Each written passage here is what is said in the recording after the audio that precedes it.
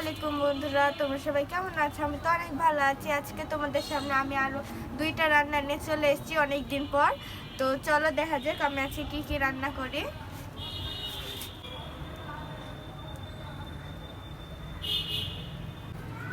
এখন আমি ভাতের হাঁড়িটা চুলায় বসিয়ে দিচ্ছি।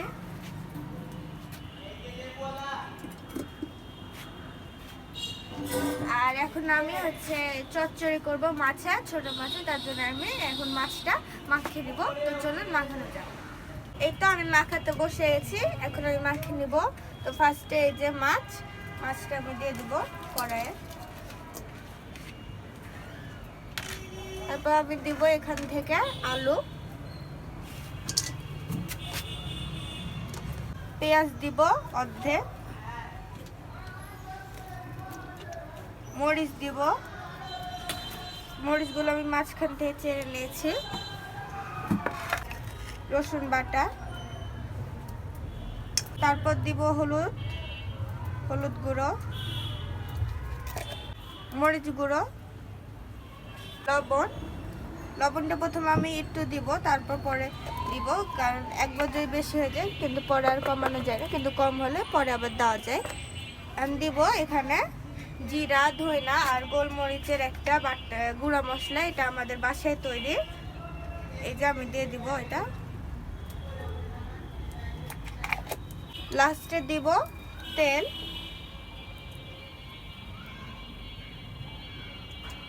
আর আমি সবকিছু ভালো করে মাখিয়ে দেবো।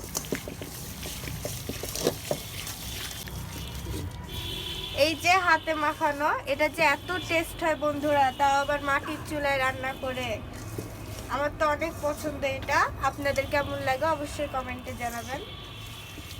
আর আমি সুন্দর করে মাখিয়ে নেব অফ ক্যামেরায়। এই যে আমার মাখানো হয়ে গেছে।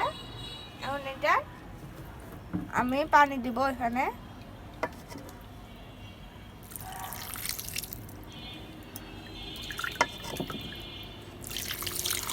এই যে আমার হয়ে গেছে, এখন আমি এটা বসিয়ে দিব।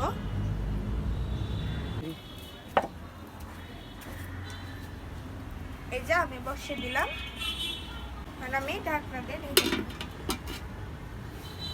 যে এটাতে আমি আজকে ডাটা রান্না করব, মিষ্টি ডাটা। আমাদের চাঁপাইনবাবগঞ্জে এটাকে কাঠুয়া ডাঁটা বলে। আর আমি প্রথমে এটা দিয়ে দেবো। এখানে ডাল আর কাঠুয়া ডাঁটা আছে। আচ্ছা, আমি কাঠুয়া ডাঁটা দিয়ে ডাল রান্না করব।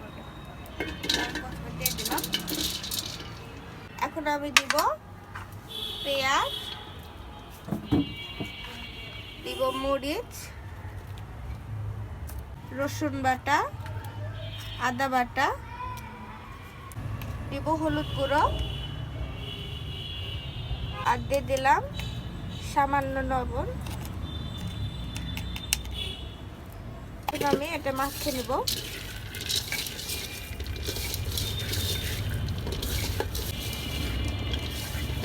আমার মাখানো হয়ে গেছে, এখন আমি পানি দিয়ে দিব।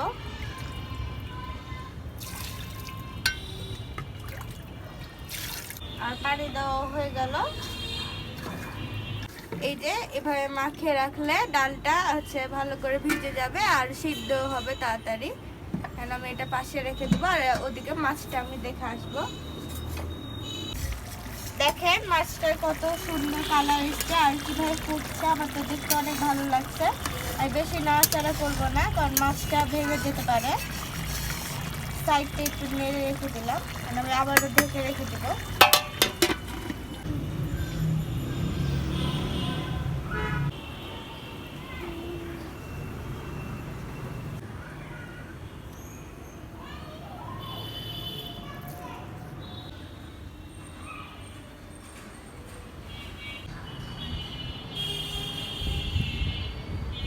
এই যে ভাতের পানিটা ফুটে গেছে।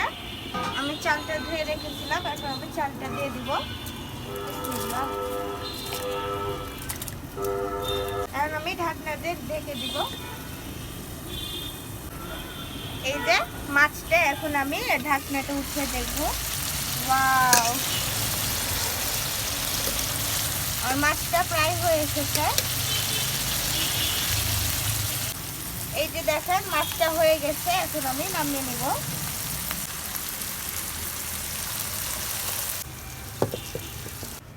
এখন আমি ডালটা বসিয়ে দিব।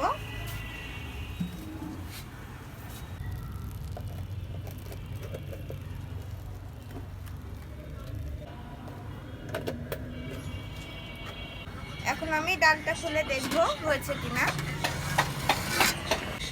ডালটা আমি ভালো করে নেড়ে দিব। আমি ঢেকে রেখে দেব।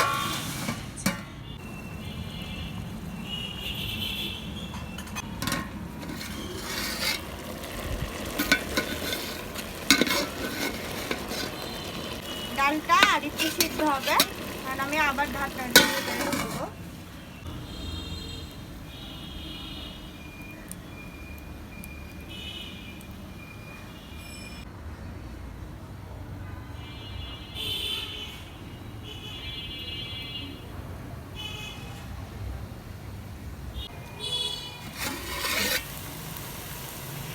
ডালটা আমি এরকম গোটা গোটায় রাখবো। এখন আমি পানি দিব।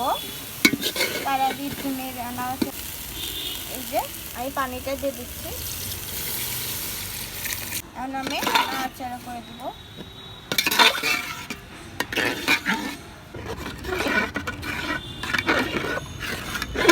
আমি ঢাকনা দিয়ে ঢেকে দিব।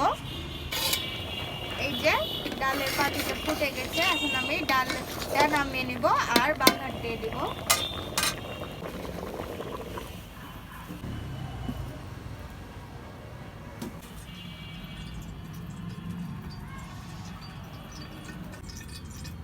প্রথমে দিলাম 5 ফোড়ন,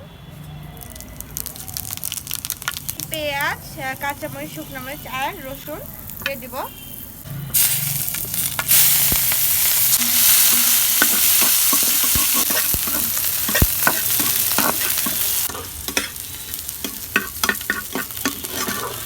আমার এটা ভাজা হয়ে গেছে। এখন আমি অর্ধেক ডালটা দিয়ে দিব, পুরা ডালটা দিব না। এখন আমি এইটা পুরাটাই ওই ডালের মধ্যে রেখে ঢেলে দিব।